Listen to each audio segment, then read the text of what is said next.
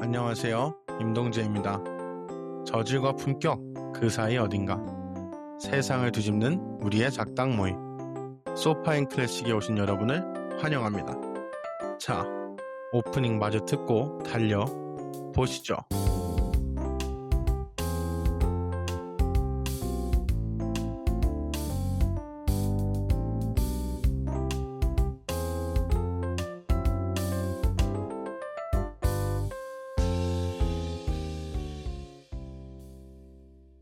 반갑습니다. 되게 오랜만에 녹화를 하게 됐는데 이제 게스트에서 코호스트로 신분이 상승을 한 부산의 김진영 씨 반갑습니다. 안녕하세요. 예, 그리고 지금 녹음 관련해서 지금 항상 우리에게 여러 문제를 안겨주고 있는 김켈리 씨, 대구의 김켈리 반갑고, 안녕하세요.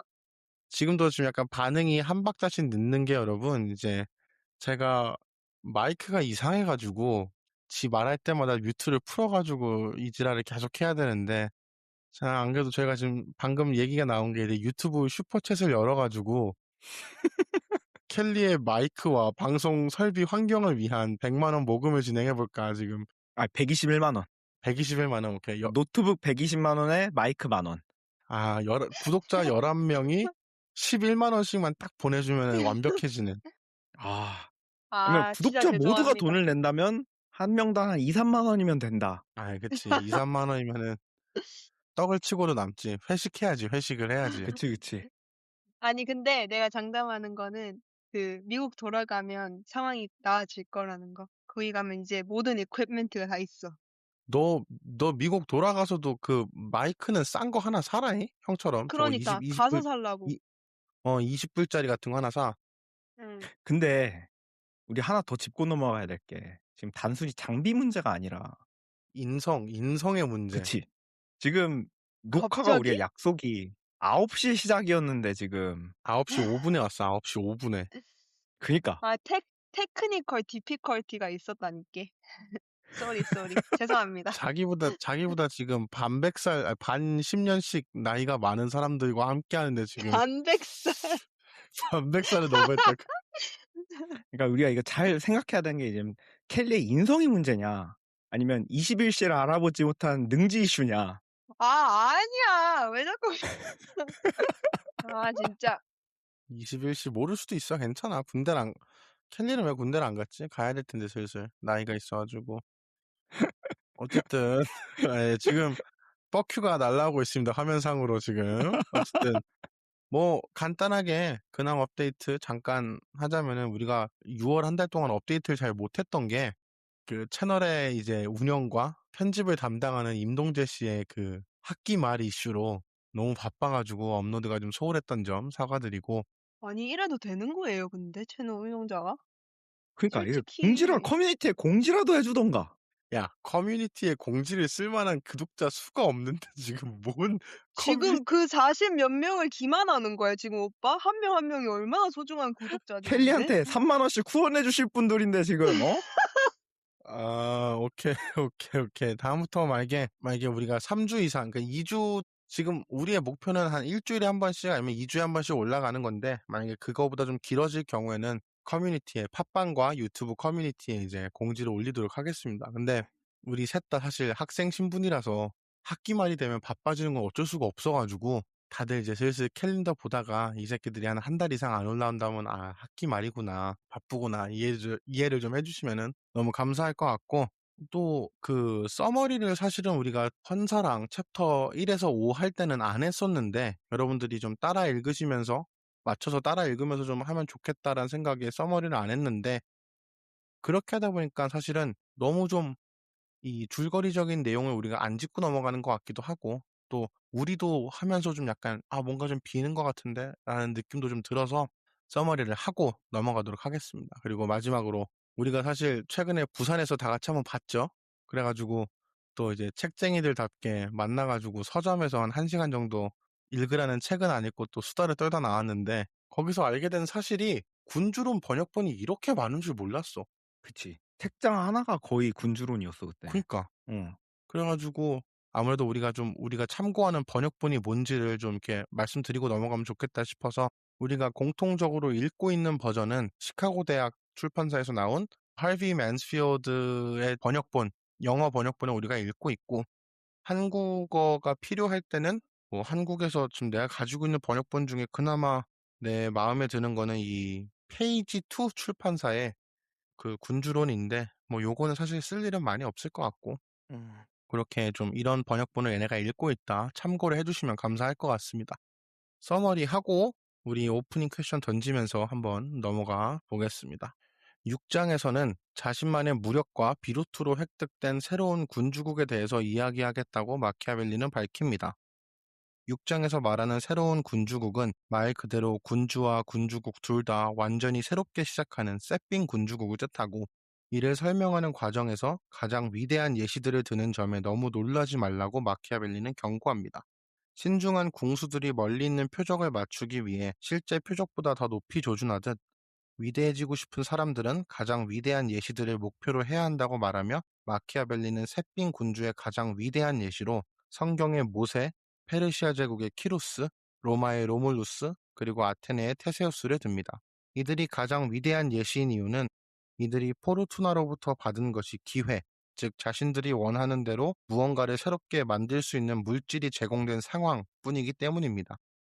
이처럼 자신의 비루트를 이용해 군주가 되는 사람들은 자신의 군주국을 어렵게 획득하나 쉽게 유지하는데 이는 셋빈 군주가 필연적으로 미지근한 지지자들과 구질서에서 많은 것들을 누리던 사람들을 모두 자신을 믿게 만들어야 하기 때문입니다. 믿게 만드는 과정에서 셋빈 군주국들은 그들에게 빌거나 무력을 사용해야 하는 두 가지 경우가 있는데 마키아벨리는 무력을 가지고 있어야지만 그들이 믿지 않을 경우에도 믿도록 강제할 수 있다고 주장합니다.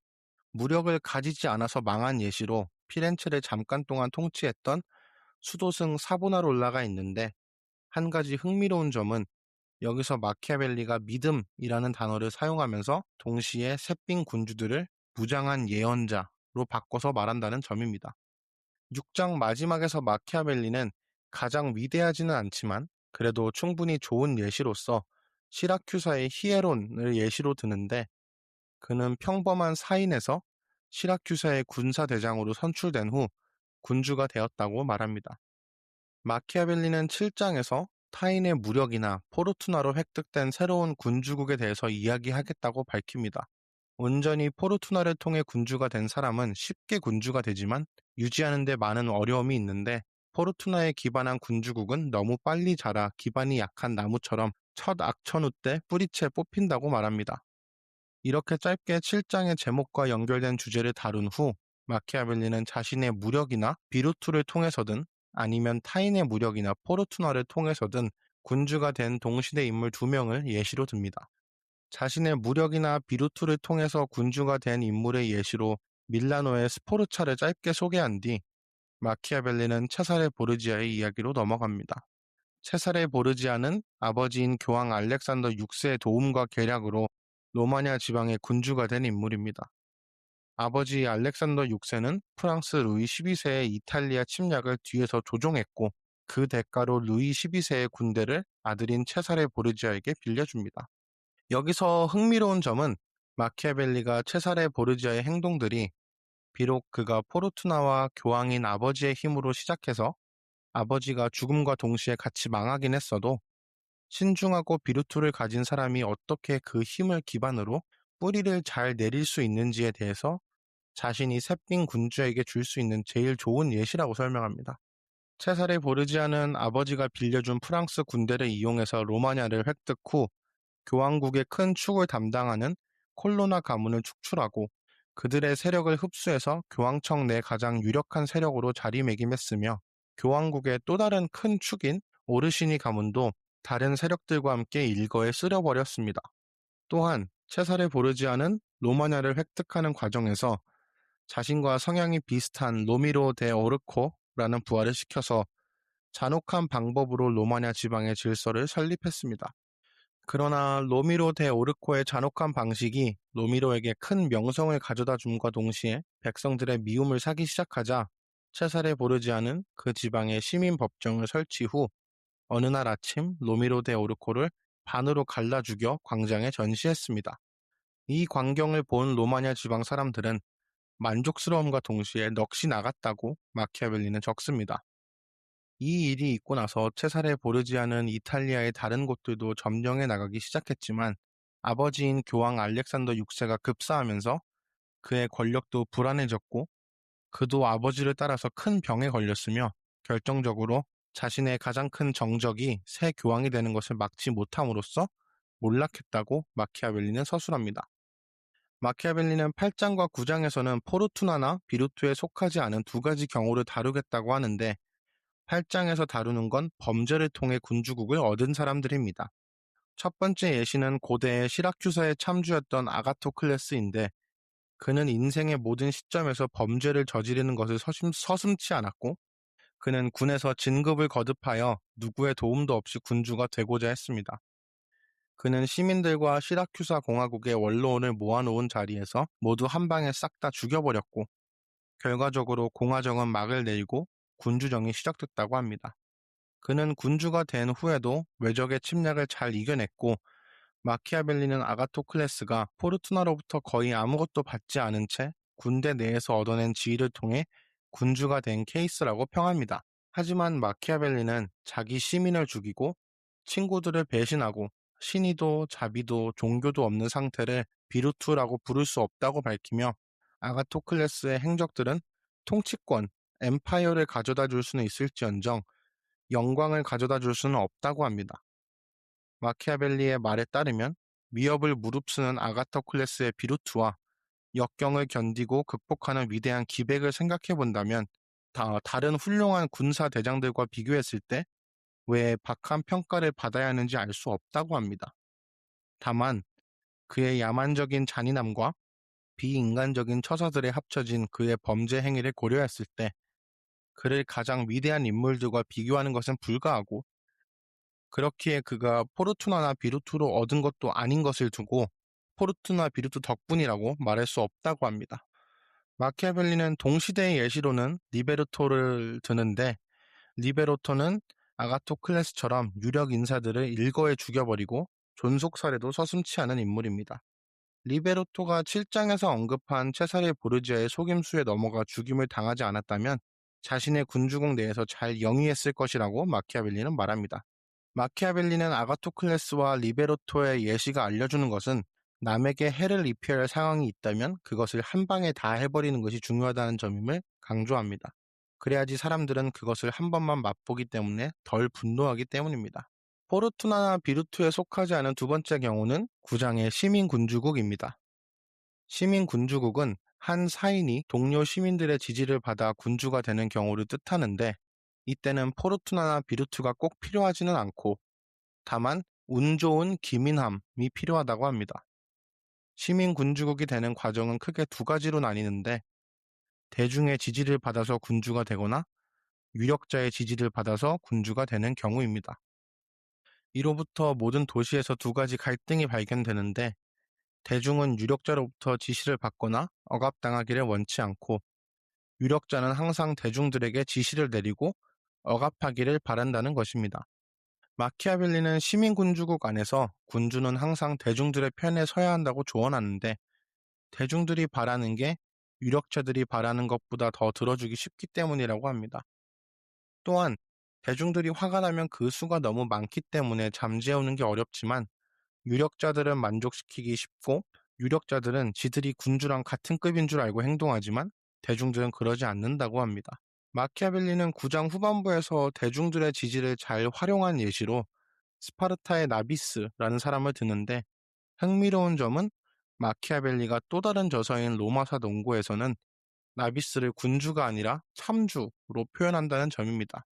군주론에서 나비스는 로마의 포위로부터 시민들과 함께 군주국을 잘 지켜낸 군주로 그려지는 반면 로마사 농고에서 나비스는 대중의 지지에도 불구하고 암살당한 참주로 그려지는데 동일 인물을 중심으로 한 역사의 두 이벤트를 이렇게 상반되게 그림으로써 마키아벨리가 무슨 말을 하고 싶어지는지도 궁금해지는 지점입니다. 사실 이게 되게 중요한 그 챕터들이라고 생각을 해서 좀 이렇게 길어졌는데 오프닝 질문도 뭘 할까 좀 고민을 했는데 그냥 간단하게 "군주란 무엇인가? What is a prince?" 그리고 그 질문으로 시작해서 만약에 좀 우리가 좀 더 디벨롭 해 나갈 수 있다면은 마키아벨리가 사실은 그 여기서 등장하는 많은 인물들에게 여러 타이틀 같은 거를 부여를 하잖아. 그치. 뭐 왕이라고 부르는 사람도 있고 무장한 예언자로 부르는 사람들도 있고 군사대장이라고 부르는 사람도 있고 공작이라고 부르는 사람도 있고 그런데 이것들이 뜻하는 바는 또 뭘까? 또 하나 흥미로운 점은 방금 얘기했듯이 참주 또는 뭐 폭군, 타이런트라는 표현을 마키아벨리가 군주론에선 사용을 하지 않는데 그 사실이 우리에게 알려주는 점은 또 뭘까? 이 부분까지 우리가 좀 대화를 진행하면 좋지 않을까 하는 생각입니다. 그냥 딱 질문 들었을 때 근데 첫 번째로 드는 생각은 그러니까 지금 우리가 한 가지 전제하고 가는 거는 마키아벨리가 자신의 의도 혹은 전달하고 싶은 메시지에 따라서 각 인물들한테 자신이 원하는 지위를 줬다라고 생각을 하는 건가 우리가? 왜냐면 사실 이런 인물 뭐 모세라든가 여기서 등장하는 테세우스, 모세, 로뮬러스 아니면 고르지아 등등등 많은 사람이 등장하는데 이 사람들은 역사적으로 뭔가 명확한 타이틀은 있었던 사람들이잖아.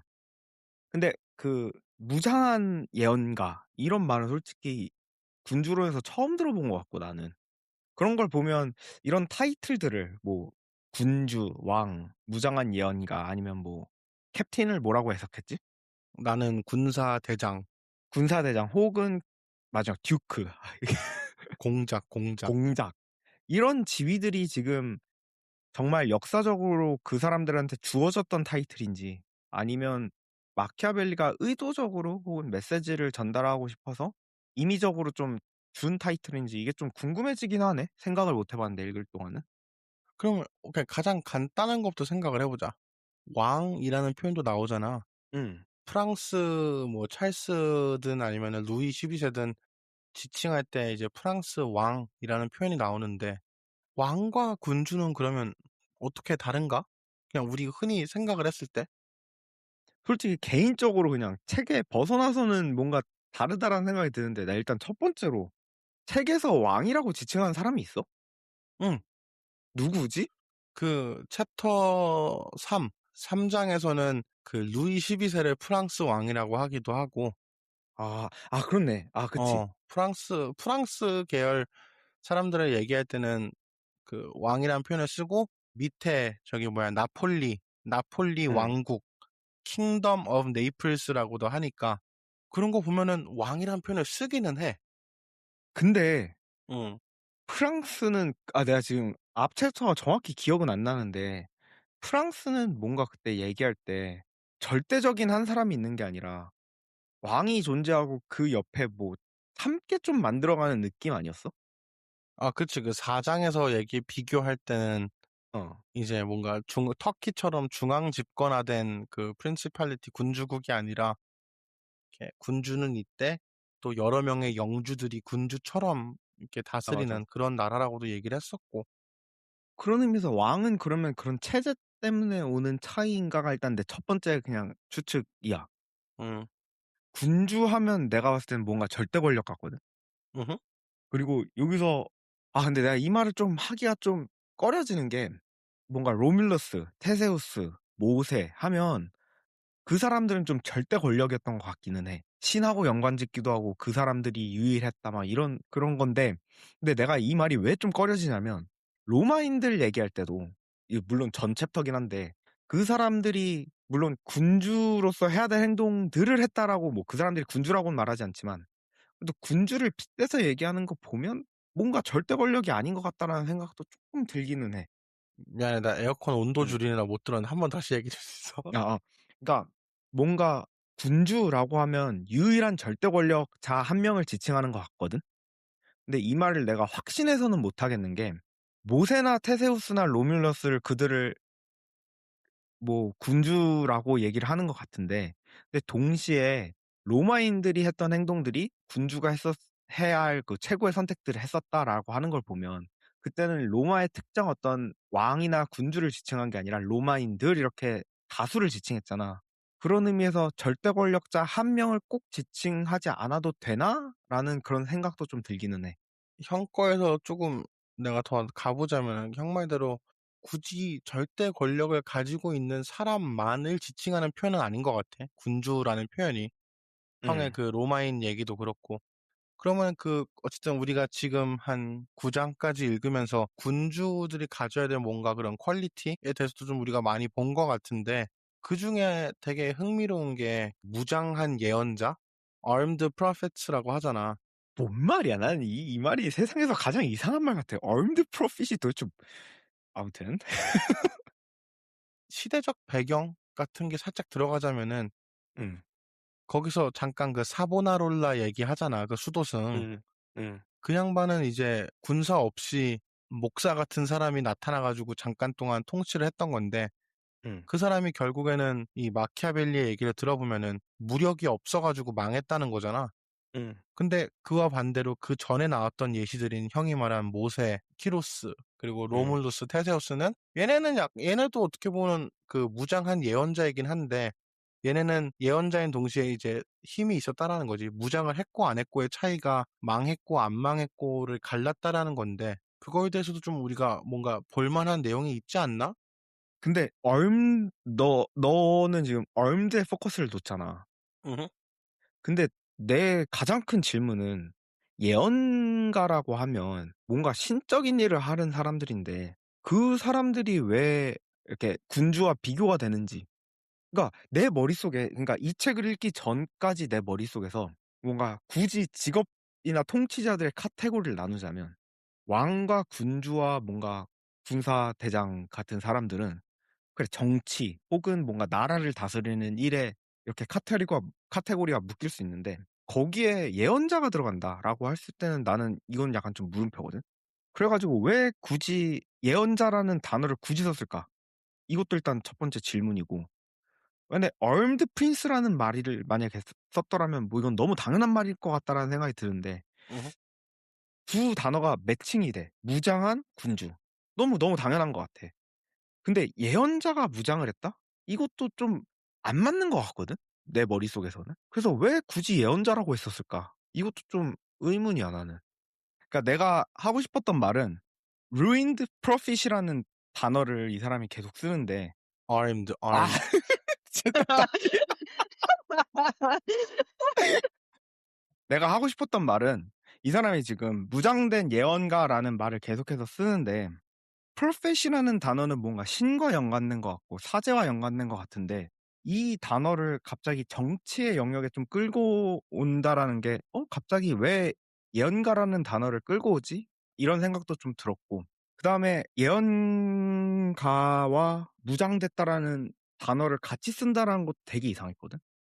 그 준영 오빠가 첫 번째 얘기했던 거 갑자기 나도 흥미로워져서 이야기를 하나 하자면 음. 어떻게 보면 지금 우리가 다루고 있는 거는 아예 생판 새로운 새삥인 거잖아. 새삥의 인 곳에서 새삥의 orders, 그러니까 뭐라 해야 되냐. 질서.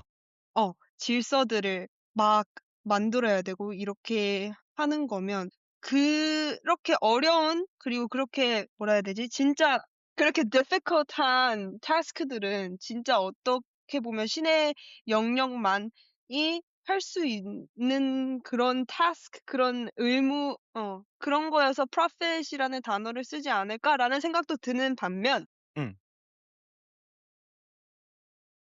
무장비한? unarmed? 무장하지 어. 않은.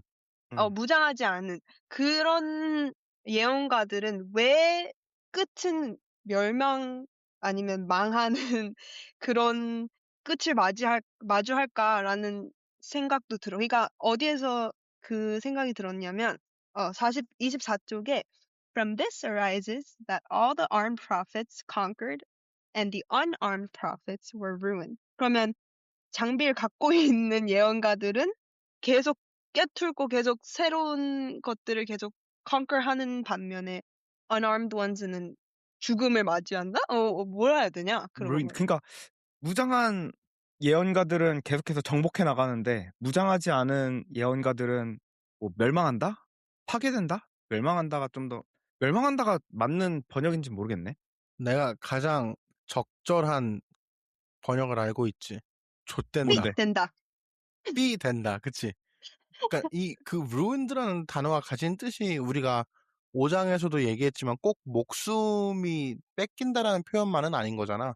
그것도 한 형태가 될 수 있는 거니까 지읒된다. 약간 그런 그치. 느낌인 것 같은데 그럼 나는 여기서 드는 질문은 마키아벨리 형님의 말에 따르면은 무조건 armed를 하고 무장을 하고 있어야 돼. 근데 우리가 사실 되돌아본다면은 unarmed 그러니까 무장하지 않은 예언자가 세상을 훨씬 더 크게 바꿨잖아. 예수라는 전혀 무장을 하지 않은 한 예언가가 지금 유럽을 넘어서 전 세계를 바꿔놨는데 그거를 마키아벨리가 몰랐을 리는 없고 그렇다면은 지금 이제 다시 약간 초반에 형이 언급했던 걸로 돌아가서 armed prophets, 무장한 예언자라는 표현에서 과연 마키아벨리의 포커스가 무장한이라는 단어에 있는 건지 아니면은 예언자라는 단어에 있는 건지도 좀 의문이 들기는 하네, 나는. 음. 근데 나 여기에서 또 드는 생각이 예수라는 예언자는 우리의 지금 사회를 많이 바꿔놓기는 했는데 마키아벨리는 뭔가 그 사회에 바꾸는 거에 초점을 그러니까 군주의 군주의 의무는 사회를 바꾸는 데 초점을 둔 거야? 아니면 땅을 계속 acquire하고 conquer하고 뭔가 우리가 아, 아닌가? 근데 켈리 질문이 뭔지 알겠어.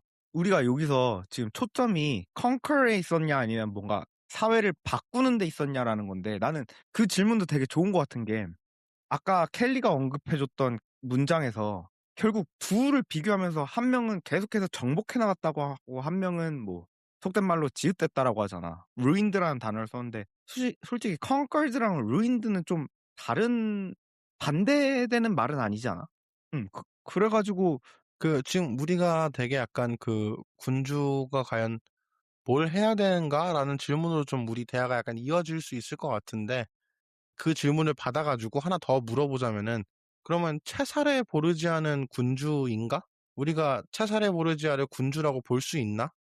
그러니까 뭘 해야 하는가? 군주는 뭘 해야 되는가라는 질문이 좀 남는데 마키아벨리가 체사레 보르지아의 행동들은 세핑 군주들이 뿌리를 내리기 위해서 뭔가 모방하기 제일 좋은 예시라고 하잖아.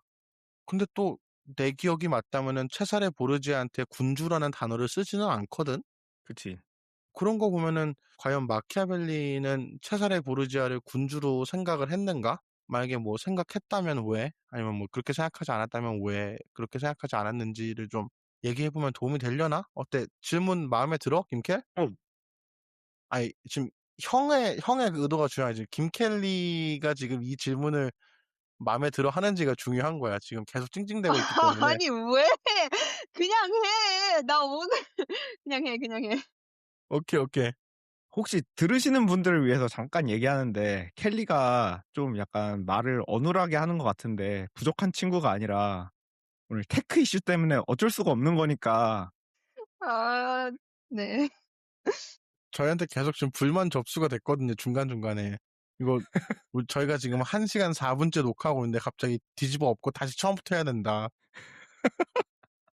자기가 지금 너무 못난 것처럼 나왔다 이지랄 해가지고 아니야 켈리야 충분히 잘 나왔어. 그냥 음. 자연스럽게 그리고 내 질문 마음에 안 들면 당신들이 궁금한 거 그냥 아무렇게 던져. 상관없어 나는. 근데 난 그 질문 좋은 것 같아. 일단 나 개인적으로는. 그러니까 동제 질문에 조금 더 보태자면 마키아벨리가 의도적으로 계속 듀크라는 단어만 사용을 하는데 이게 그냥 단순히 우연히 그렇게 된다라기보다도 우리가 아까 처음에 얘기했듯이 마키아벨리는 뭔가 이 타이틀을 의도적으로 붙인 것 같은데 그럼 왜 체사르 보르지아한테는 굳이 듀크라는 공작이라는 타이틀만 썼을까? 여기서 으흠, 나온 질문인 거지. 어떻게 으흠. 보면? 그러면 그 아버지인 알렉산더이 죽고 나서는 음. 어떤 타이틀이라고 불렸는지 혹시 기억나? 난 그게 아빠가 아니면은 체사레 보르지아가. 어?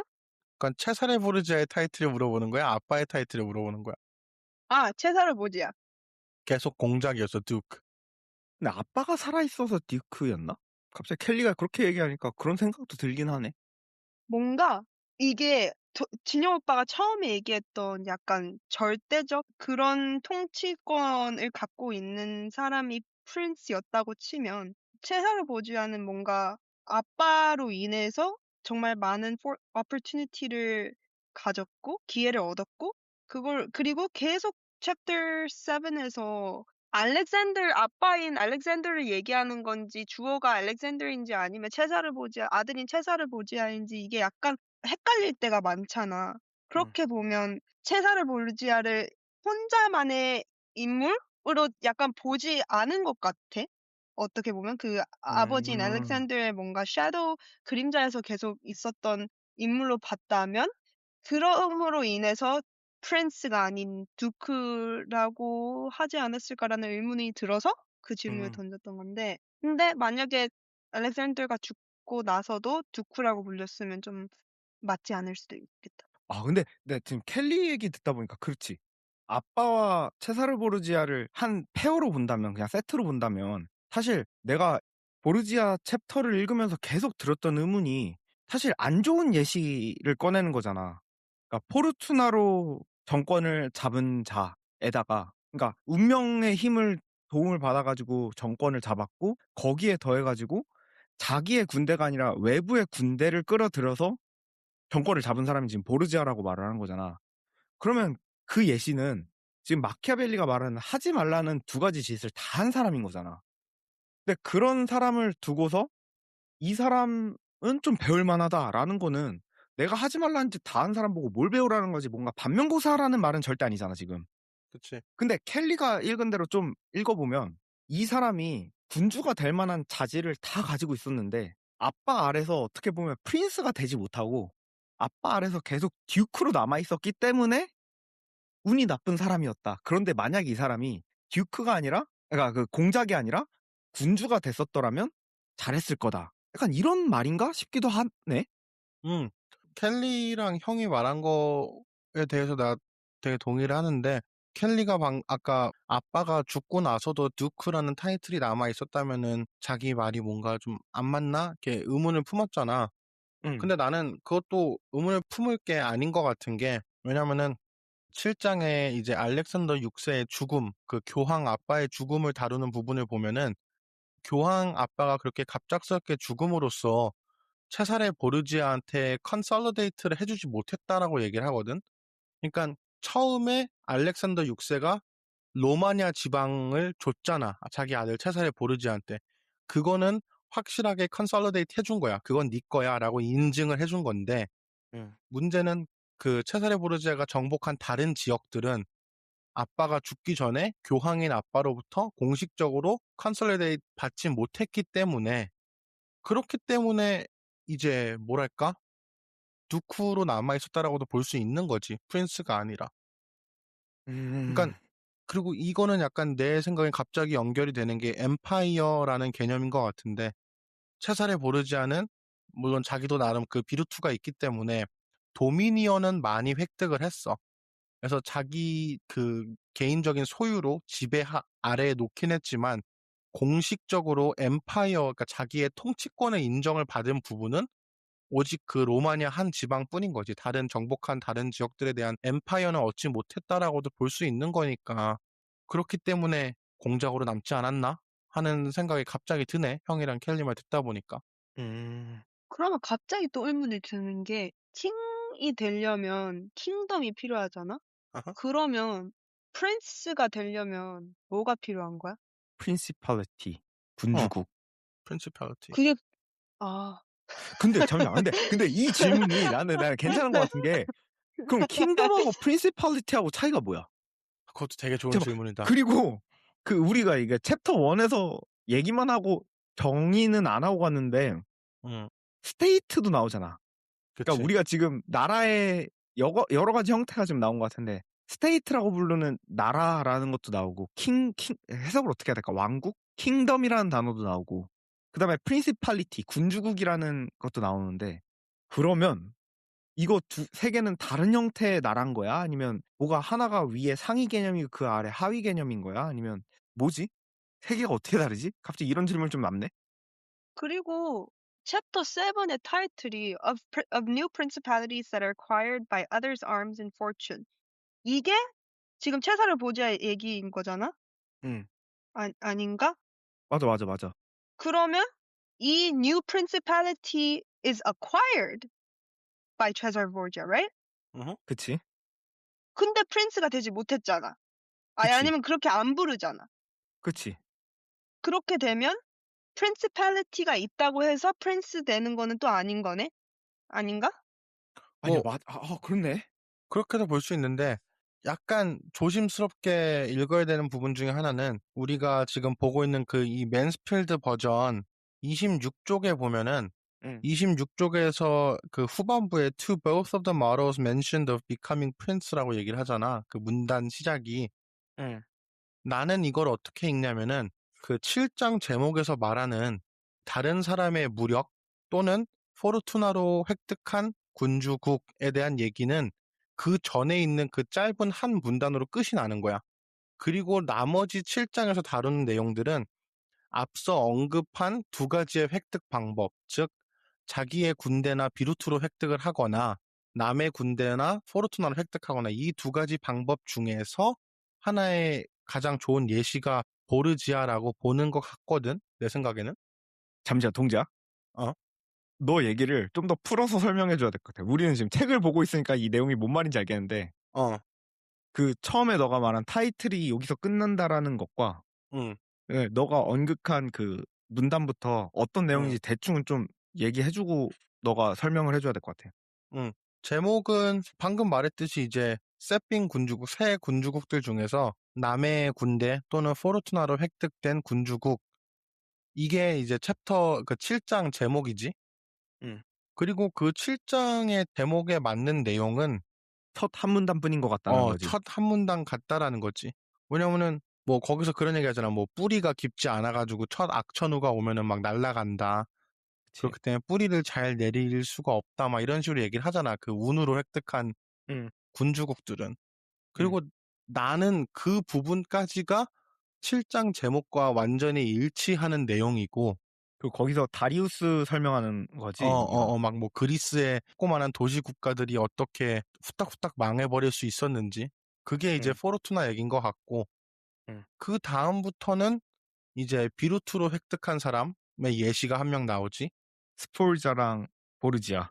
아니지. 스포르자가 비루트로 획득한 사람이고, 아, 네, 그치. 그 다음에 이제 포르투나나 남의 무력으로 획득한 게 체사르 보르지아인데, 약간 이제 좀 이어서 질문을 던져보자면은, 체사르 보르지아는 그러면은 온 순전히 포르투나에만 의지한 사람인가?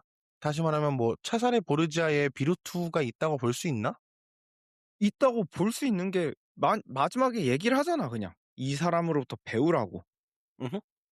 그런 의미에서 비루트가 있는데 시작과 끝은 분명 포르투나에 의해서 시작하고 포르투나에 의해서 끝났지. 근데 그 중간 과정이 포르투나 때문에 생겨난 과정이냐 했을 때는 난 좀 별개로 보기는 해. 중간 과정은 순전히 그 사람의 비루트인 것 같기는 해. 그리고 그런 얘기를 하는 것 같고, 이 사람이. 으흠. 마키아벨리가.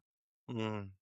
그런 의미에서 그 동재 너 말대로 두 번째 문단부터 뭔가 스폴자랑 보르지아의 얘기가 나오는데, 체사레 보르지아가 이 챕터의 제목과 맞는 예시냐 했었을 때 그 사람의 처음과 끝은 분명 맞는데 이 사람부터 배워라라고 하는 부분과 중간 부분을 보면 이 사람은 비루트가 있었던 것 같다? 이런 생각이 들긴 하네. 그런 의미에서 챕터 제목과 맞지 않다?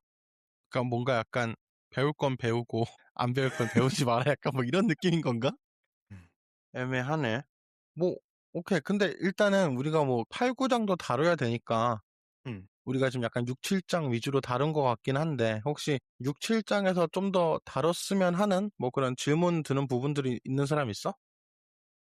뒤에 연결해서 좀 그냥 같이 좀 질문하고 싶은 거는, 응. 내가 계속 드는 생각 중에 하나는 체사르 보르지아도 굉장히 좀 잔인했던 사람이었던 것 같아. 응. 어떻게 보면 자기 신하한테 누명을 씌워가지고 자기 백성들의 민심을 얻었잖아. 응. 근데 그 다음 챕터 맞나? 범죄로 얻은 사람들? 응. 응. 거기서는 범죄 저지르는 게 비루트가 아니라고 얘기를 하잖아. 응. 그러면 체사르 보르지아의 뭔가 우리가 흔히 보는 악행 같아 보이는 잔인함과 음흠. 범죄자들의 이 잔인함은 뭐가 다른 거지? 왜 하나는 비루투가 있고 하나는 비루투가 없지? 이 생각이 좀 들거든. 그럼 그 얘기 다루면 자연스럽게 8장으로 한번 넘어가 볼까? 근데 지금 켈리 표정이 거의 울 것 같은데? 그러니까 제 표정이 왜 저래? 어.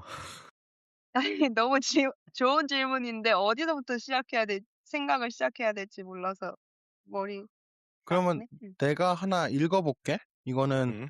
우리가 가지고 있는 맨스필드 버전 37종 그 맨 밑에 쪽쯤인데 I believe that this comes from cruelties badly used or well used. Those can be called well used if it is permissible to speak well of evil that are done at a stroke out of the necessity to secure oneself and then are not persisted in but are turned to as much utility for the subject as one can. 지금 여기서 마키아벨리는 잔인함을 잘 사용한 것과 잘못 사용한 거를 구분을 하잖아. 그거를 통해서 우리가 좀 볼 수 있지 않을까? 해석 좀 해줄래? 그치. 그러니까 이제 그 한국어 해석본을 읽어보자면은 나는 이것이 잔인함을 잘못 사용하는지 아니면 잘 사용하는지에 대해 달려 있다고 믿는다. 만약 악행에 대해 잘 사용했다라는 표현이 허락된다면 잘 사용했다는 것은 본인의 자리를 확보하기 위해 불가피한 상황에 처했을 때 악행을 단번에 저질렀다는 것을 말한다. 그러니까 악행을 잘 사용한 거는 정말 필요한 순간에 한 방에 싹 해버리는 거고 잔인함을 잘못 사용하는 거는 그렇지 못한 케이스라는 건데 이거에 대해서 우리가 좀 알 수 있는 게 있나? 근데 그 한 번에 사용했던 사람 예시로 아가토클레스가 나오는 거 아니야? 근데 이 챕터 앞에서 아가토클레스는 virtuous 하지 못한다고 얘기를 하지 않아? 으흠. 그치. 그치. 그러니까 그렇게 그게 되면 헷갈리는 거지.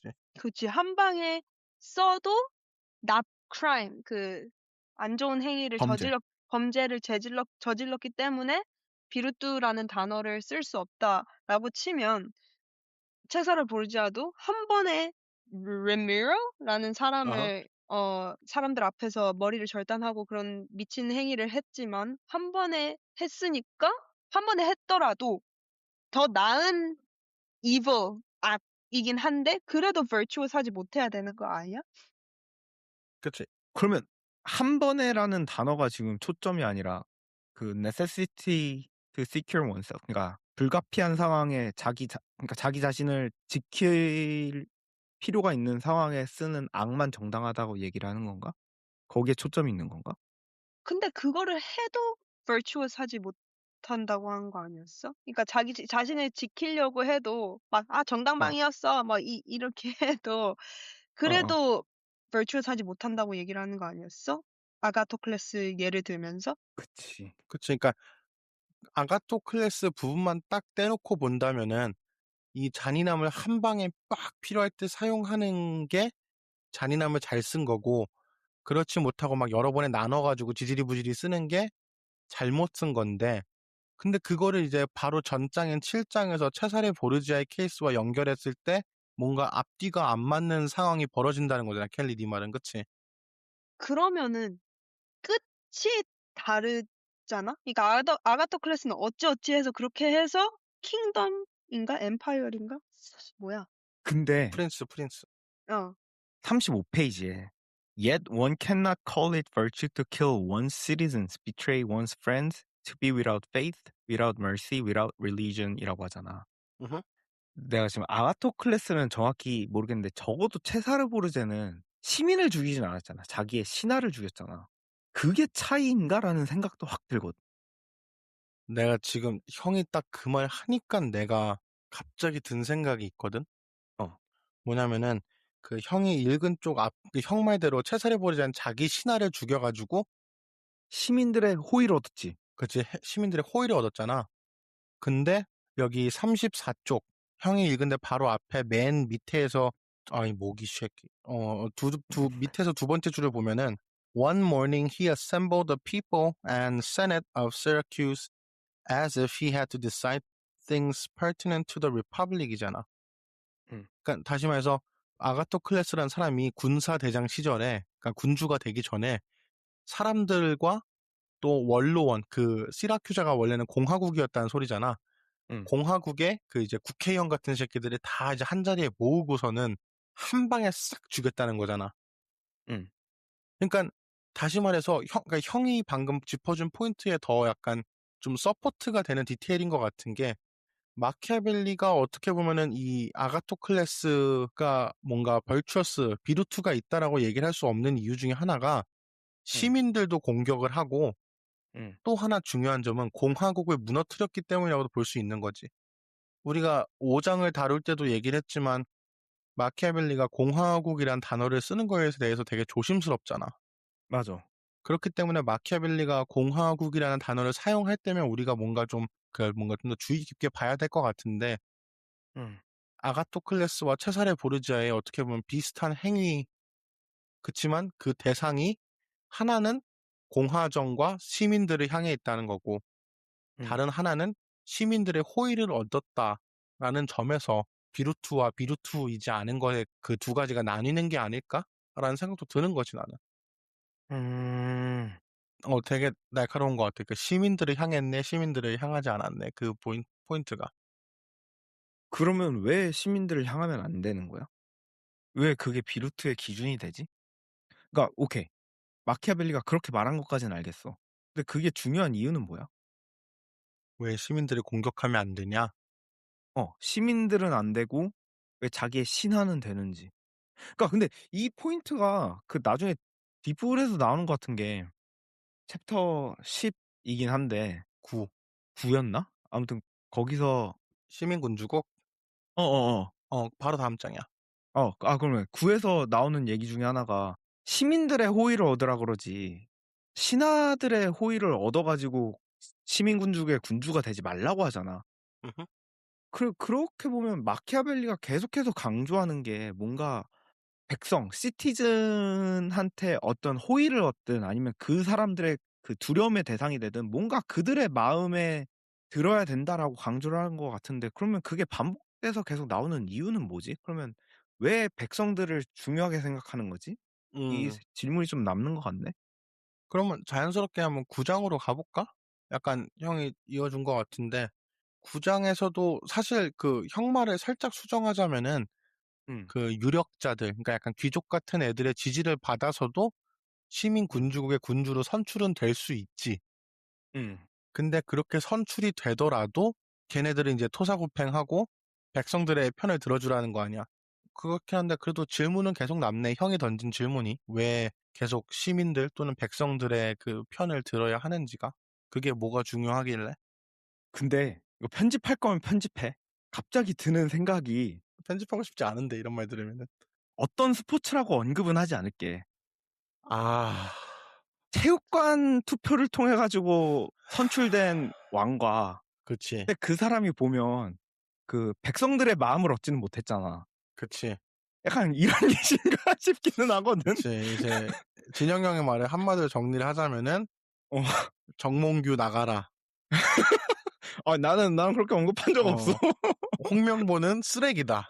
이제 그렇게 형은 해석을 한다는 거잖아요. 군주론 내용을 읽으면서. 야, 나 그렇게 해석 안 했고. 나 그렇게 해석하지 않았다기엔 지금 화면상 당신의 얼굴이 너무 밝은데? 너무 환하게 웃고 있는데? 그, 저기, 이게 어쨌든 진행자로서 코 호스트들의 컨디션을 살펴야 하는데, 저희 켈리 씨, 오늘 뭐, 나를 잡았어요? 참관하기로? 말을 지금 도통 안 하시네? 아니, 너무 재밌어서 잘 듣고 있어요, 지금. 아, 진짜, 별로.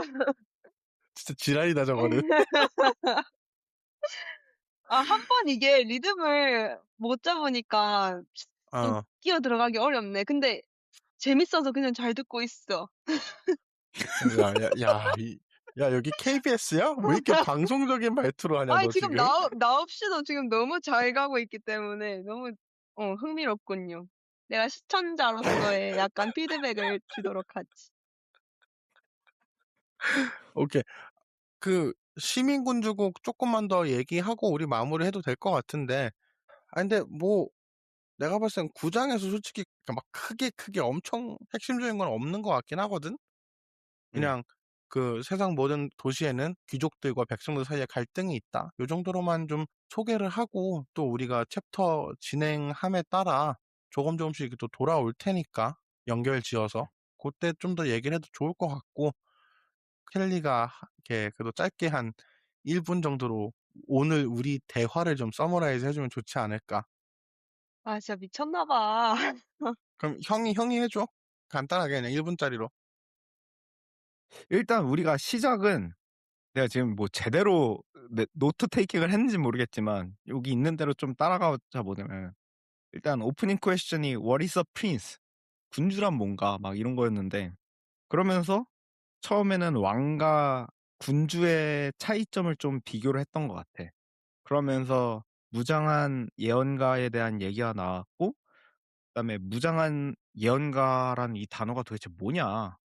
그 질문이 있었던 것 같은데 아직 파고들 점은 많은 것 같긴 한데 그럼에도 우리가 조금 합의를 봤던 거는 예언가라는 단어가 그래도 군주랑 같은 단어로 사용되는 것 같다 정도?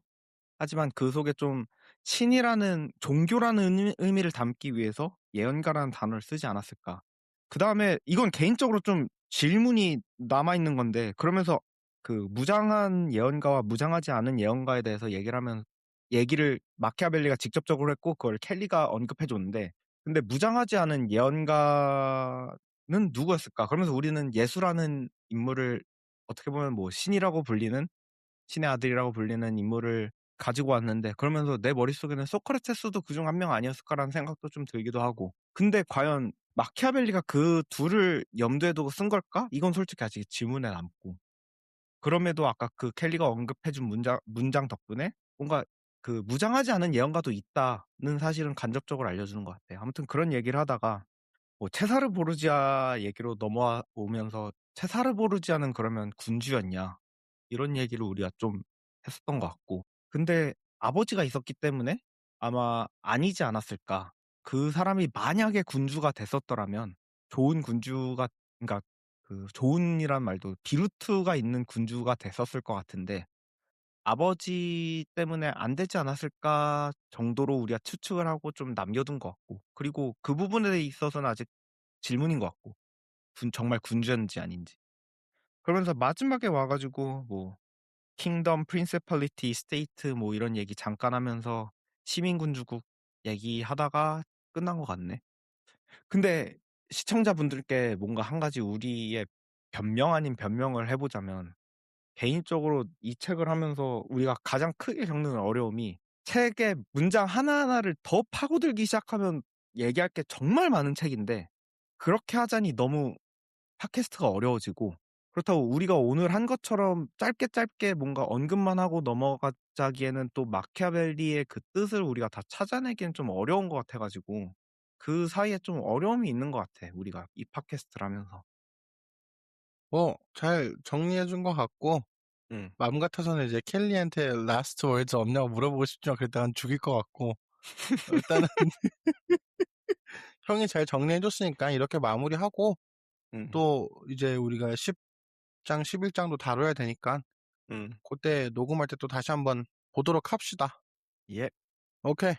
자, 오늘 좀 힘들었지만 다들 고생했고 녹화 끝. 켈리의 시그니처 사운드 들어봐야지. 시그니처 한번. 바이바이. 와, 저 억텐으로 밝게 하려고 하는 거 진짜 너무 킹 받는다. 바이바이.